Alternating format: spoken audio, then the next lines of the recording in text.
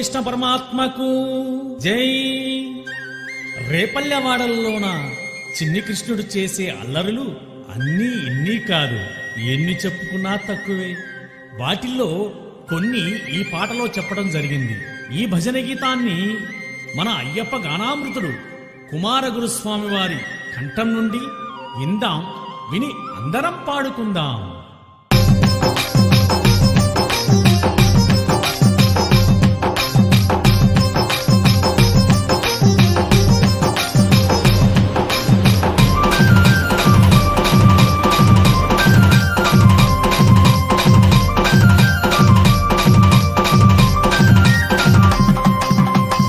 వినవమ్మా యేసోదమ్మ చిన్ని కృష్ణుని లీలను, వినవమ్మా యేసోదమ్మ చిన్ని కృష్ణుని లీలను. పిల్లన క్రోవిని భూదేవాని గోపబాలుని అల్లరును, పిల్లన క్రోవిని భూదేవాని గోపబాలుని అల్లరును. వినవమ్మా యేసోదమ్మ చిన్ని కృష్ణుని లీలను, వినవమ్మా యేసోదమ్మ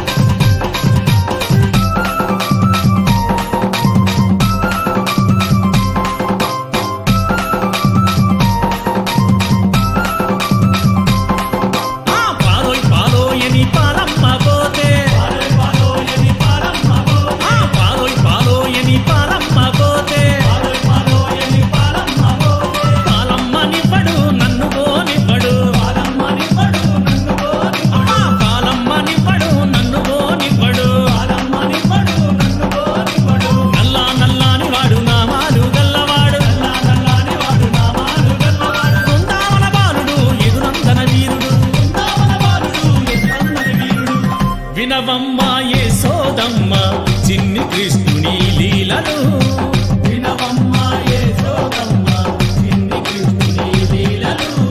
పిల్లన క్రోవిని భూదేవాని గోపబాలుని అల్లరులు, పిల్లన క్రోవిని భూదేవాని గోపబాలుని అల్లరులు.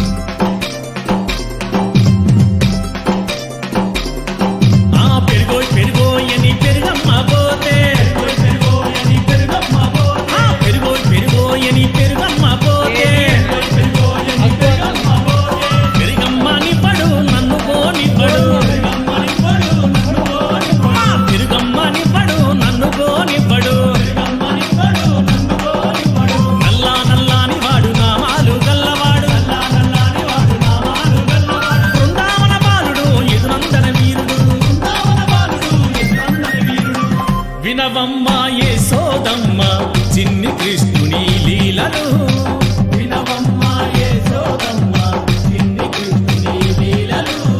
పిల్లన క్రోవిని భూదేవాని గోపబాలుని అల్లరులు, పిల్లన క్రోవిని భూదేవాని గోపబాలుని అల్లరులు.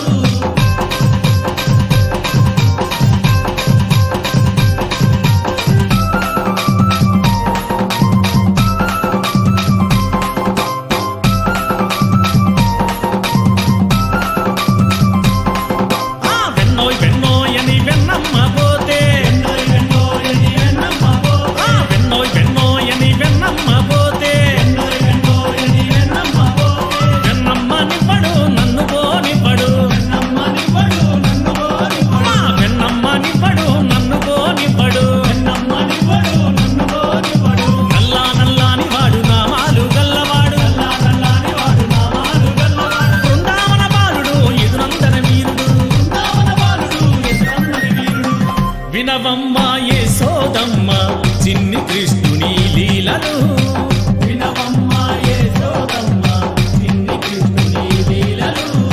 పిల్లన క్రోవిని భూదేవాని గోపబాలుని అల్లరులు, పిల్లన క్రోవిని భూదేవాని గోపబాలుని అల్లరులు.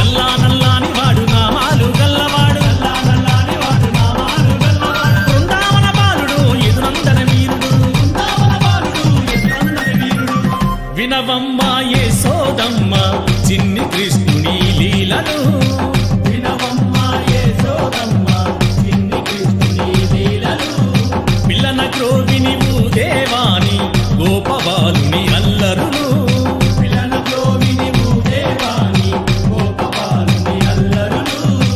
హరే రామ రామ రామ హరే హరే. అందరికీ కృష్ణాష్టమి శుభాకాంక్షలు. కృష్ణం వందే జగద్గురు.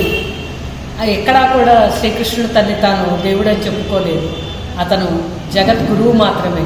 ఒక మానవ మాత్రుడిగా పుట్టి ఎలా పుట్టాలి, ఎలా పెరగాలి, ఎలా సంస్కరించబడాలి, ఎలా సంస్కారం ఎదుటి వాళ్ళకి నేర్పాలి, ఎలా బతికి చూపించాలి అని చూపించిన మనిషి శ్రీకృష్ణ భగవానుడు. ఆయన చాలామంది అంటూ ఉంటారు మేము చాలా కష్టాలు పడ్డామని. అలాంటిది శ్రీమన్నారాయణ లాంటి దేవుడే కృష్ణావతారం వచ్చేపాటికి ఒక జైల్లో పుట్టి, ఆయన పుట్టిన గంటల్లోపే ఆయన నదిని దాటి పెంపుడు తల్లి దగ్గర పెరిగి, ఆ పెరుగుతున్న సమయంలో కూడా అనేక మంది రాక్షసుల్ని సంహరించి, మేనమామ తనకి ఇలా చంపమని రాక్షసుల్ని పంపిస్తుంటే వాళ్ళందరినీ చంపి, ఆ తర్వాత మనిషిలో ఉన్న విషాన్ని తీసేసేయాలి అనే పోతన కథ ద్వారా మనకి నేర్పి, అమ్మ తర్వాత అమ్మలాంటి మేనమామనే తన చేతులతో తను చంపవలసి వచ్చిన పరిస్థితి. 9-10 ఏళ్ల కల్లా ఆయన వెంటనే కంసుడి రాజ్యానికి వచ్చి కంస సంహారం చేసి, ఇలా ఆయన పడని కష్టం అంటూ ఏమీ లేదు. చాలా కష్టాలు పడుకుంటూ ఆయన పెద్దవాడయ్యాడు.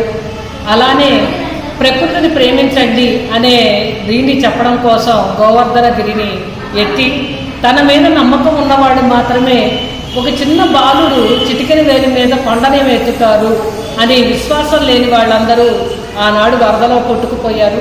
తన మీద విశ్వాసం ఉన్న పశుపక్షాదులతో సహా ఆయన రక్షించాడు. మానవుల్ని పశుపక్షాదుల్ని రక్షించాడు. అంటే మన మీద జనాలకి విశ్వాసం ఉన్న వాళ్ళని కాపాడడం మన బాధ్యత. అలానే వెన్న మేగడలను దొంగిలించి మరి తన స్నేహితులతో మీరు అన్నీ పంచుకుని తినాలి, మనలతో స్నేహంగా ఉన్న వాళ్ళతో మనం అన్నీ పంచుకోవాలి అనే తత్వాన్ని నేర్పిన మహానుభావుడు, జగద్గురువు. ఆయన గురించి చెప్పడం అంటే మనం భగవద్గీతని మొత్తం వల్లెవేయడం లాంటిది. అలాంటి మహానుభావుని యొక్క జన్మాష్టమిని ఈరోజు మనందరం జరుపుకుంటున్నాం. మరొక్కసారి మీ అందరికీ శ్రీకృష్ణ జన్మాష్టమి శుభాకాంక్షలు.